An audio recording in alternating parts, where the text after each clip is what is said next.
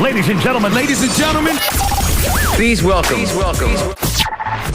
I like this kind of party, baby. It's good to be the king.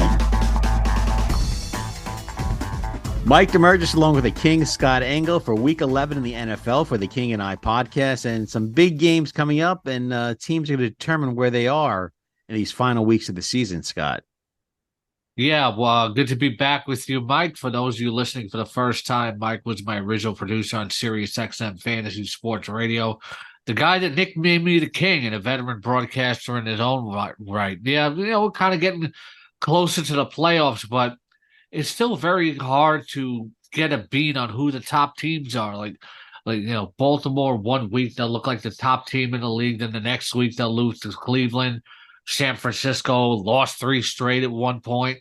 The Cowboys can only beat bad teams. So, Philadelphia and Kansas City, that's going to go that's going to take us in a big step in the direction of trying to determine in the weekly power rankings, which from week to week, which are the best teams in the NFL, truly. Well, for the Eagles, they're getting plus 124 on the money line. The Chiefs are minus 148. The Eagles getting 3 points. The over and under 45.5. I found this kind of surprising, Scott. The Chiefs are 15th in the league in scoring.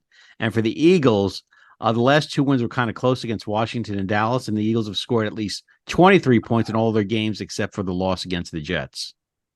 Yeah, it doesn't really matter that, whether the wins are close or not. Winning teams will win close games. Not every team is going to blow each other out, in the NFL because it is the NFL. Kansas City, the critical line on them is, they don't have any wide receivers. Well, they didn't last year, and they won the Super Bowl. Juju Smith-Schuster, who was mediocre, was their best wide receiver last year. So I think they'll take some time. They took some time during the bye week probably to fix things up in the passing game. I really like Rashee Rice as a fantasy play. Touchdown receptions in 2 of his last 3 games.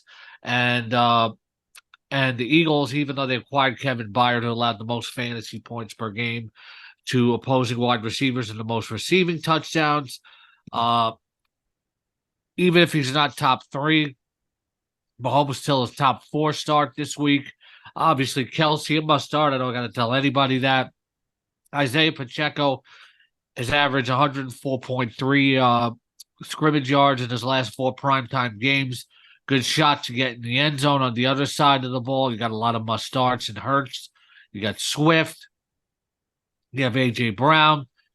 This is a pretty good Chiefs defense, so I'm not exactly sure what to expect from Devonta Smith, but I lean towards starting him as a fantasy wide receiver too. And with Dallas Goedert out, we have to see if anybody steps up at tight end, whether it's going to be Jack Stoll or Albert Okwuegbunam. So I'm going to go with the Eagles and take the 3 points, and I'm going to go with the under in this game. I'm going to take the over. I think these teams still have too good on offense to go with the under. And I'm going to take Kansas City at home here. The Eagles might be the better team, but I think KC being at Arrowhead, I think it'll give them the slight edge. Meanwhile, the Jets shuffle up to Buffalo to take on the Bills. On the money line, the Jets are plus 250. The Bills are minus 310. Jets getting 7 points. The over and under 39.5 points here. 2 teams really struggling. The Jets are 4-5. The Bills at 5-5.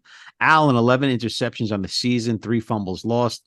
The Bills' last 6 games all decided by 6 points or less, Scott. Here's the thing, a divisional game like this, and the Jets won the first meeting of the season, I think the 7-point spread is just too large. I'll take the Jets to stick close. I don't like Josh Allen as a fantasy start. As you know, Robert Saleh said we faced a gauntlet of top quarterbacks this year, and we've shut them all down, and Allen was one of them the first time he played against them. 3 interceptions and only 36 rushing yards. He is not a top 10 fantasy quarterback for me in my lineup ranks on rotoballer.com this week. We will have to wait and see whether Leonard Fournette gets activated or not. James Cook, capable of 100-plus scrimmage yards. He's done it a lot. A little bit of a cap ceiling for Stephon Diggs against that secondary, but you don't bench him. I would fade the other wide receivers, and I wouldn't expect a top 5 week from Dalton Kincaid. On the Jets side, Breece Hall, 127 rushing yards the last time these two faced, but according to Pro Football Focus, the Jets have the worst run block advantage rating against a defensive line. Go heading into week 11, so you got to temper expectations for Breece Hall, but I'll take the Jets to cover, and I'll go with the under here. The Jets can't pass the ball. The Jets can't run the ball. The Jets don't have a quarterback. To take the points here, I don't see how this team just can't score. They haven't scored in 11 quarters. And the only thing Buffalo, I mean, Josh Allen, the great athletic ability, could be a big-time quarterback, but the turnovers are killing him. I'm going to go with the Bills. I think the Bills seek the revenge here. They get the ship righted here. I don't care if the Jets defense has been as stout as it's some fault. The leaks are going to kind of come in the ship here because the offense can't get anything done at all. I'm going to take the Bills, and I like the under 39.5. This is going to be like a 16-10 game with Buffalo winning. Yeah, I mean, and those are the scores that the Jets are mostly playing in. Yeah, and the Jets will cover. I'll take the Bills in this one. I'll go against my team, which is making me ill. I have to take Pepto-Bismol after every game. Yeah, I mean, we can call the Jets, for those who want to go back to the 90s, we can call them the Beavises. They never score. Dun-dun-dun. Boom. Okay, yeah. Ralph Mouth. Let's go to Detroit. I thought I was sounding old. Ralph Mouth. Wow. 3-7 Bears at the 7-2 Lions. Probably the Lions are one team that could really challenge the Eagles in the NFC for the chase to the Super Bowl. The Bears plus 300. The Lions plus 380. Chicago getting 7.5. The over and under 48. Justin Fields expected to play in this game, Scott. Yeah, I would take the Niners over the Lions still in the NFC. I think they're just a tier below. Let's remember how they got smashed at Baltimore, although they might look better than that for the rest of the season.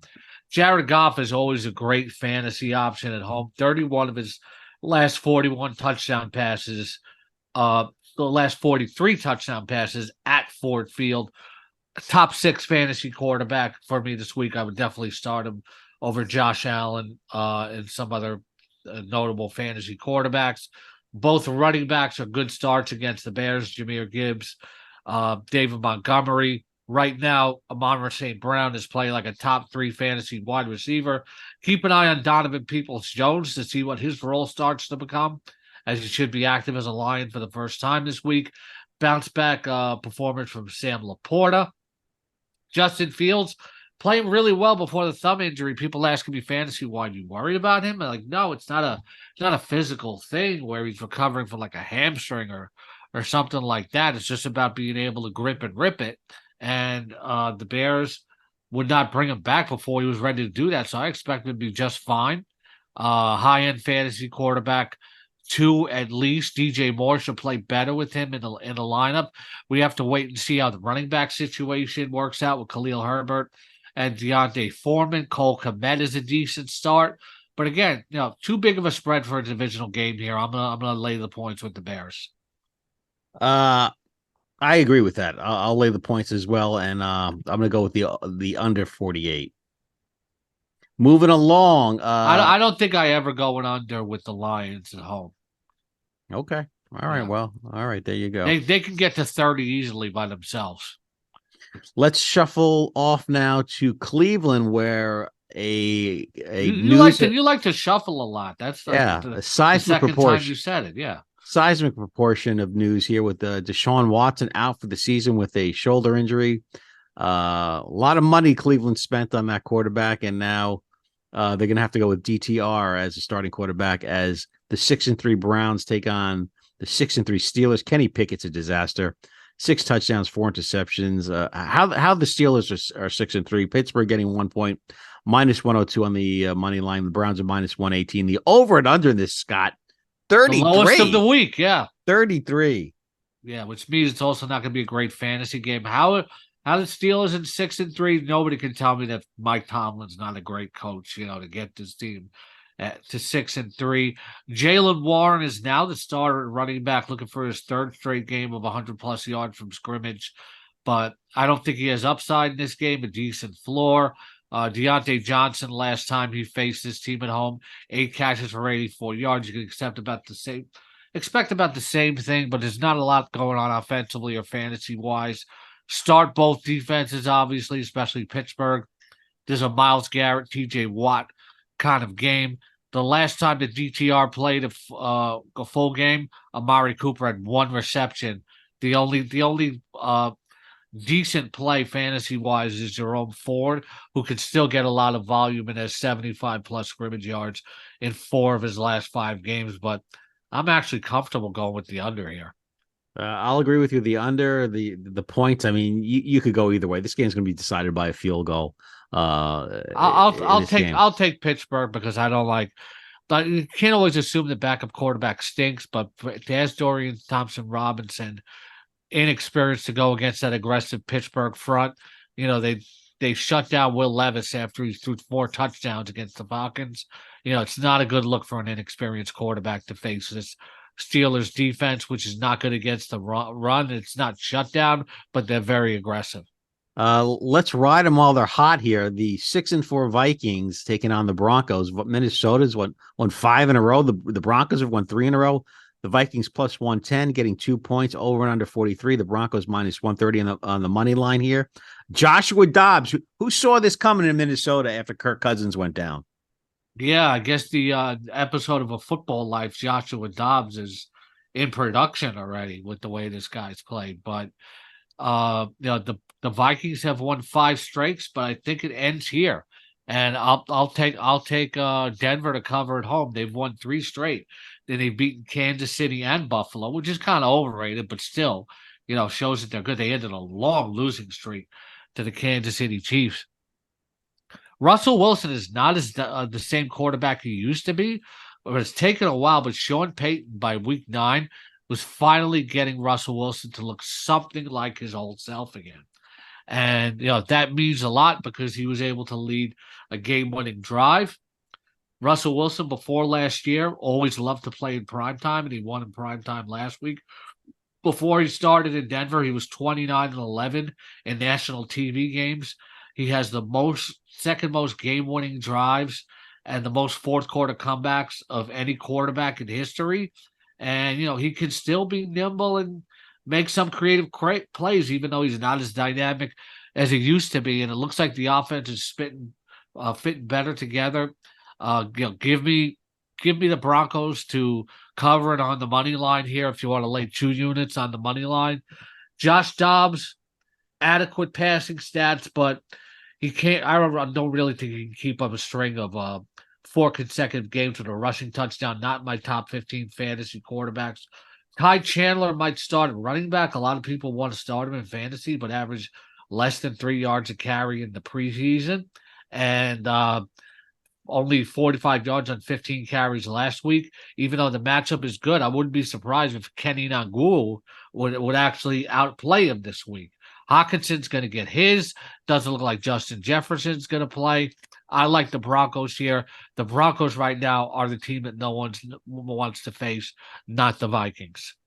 I like the Broncos too, but if I were to put money on anything, I'm going to go with the over 43. I'm okay with that, but I'm certainly taking the Broncos to cover. If it comes down to Dobbs versus Wilson, I'm still taking Wilson. Let's go out to La La Land, where the 6-3 Seahawks are taking on the 3-6 Rams. The Rams getting a point. Seahawks minus 115 on the money line. The Rams minus 105. Over and under 46. If the Seahawks are contenders for the NFC West, or if they want to make it their own, they got to win this game. They can't let this one slip by. They have to win this game because the schedule after this game, 2 matchups with the Niners, 1 versus Dallas, another versus Philadelphia. They have to have this game, and the offense has to get them back on track. And I think they do it here. They owe the Rams because the Rams punched them in the mouth and surprised them at home in the season opener. Even though Matthew Stafford is coming back, I think Seattle is still the better team. I know Sean McVay always gives Pete Carroll fits. McVay is 7-3 against the Seahawks since 2017, since he came to Los Angeles. But I still like Seattle here. I like all of their receivers as fantasy plays. Geno Smith, who was nominated for FedEx Air Player of the Week last week. Not steady in the first half, but much better in the second half. and in the clutch last week. A lot of Seahawk fans are like really going in hard on Geno Smith, and this is a game where he needs to show people again that that he's not going to write back and that he can be a steady quarterback heading into a brutal stretch. On the other side of the ball, I don't like Darrell Henderson against its run defense. The Seahawks might have the best pure trio of cornerbacks in the NFL. When you look at Witherspoon, Woolen, and Trey Brown as a trio, Cooper Kupp will get his, but I'm kind of fading Puka Nacua this week. I'll take Seattle -1 and on the money line. Like you said, they have to have this game. Yeah, I think 10 wins could win this division here. With the win, the Seattle gets it to 7 wins here. So San Francisco is definitely capable of winning more than 10 games. Okay. He is the King, Scott Engel. I am Mike Damergis for the King and I podcast. That wraps up week number 11.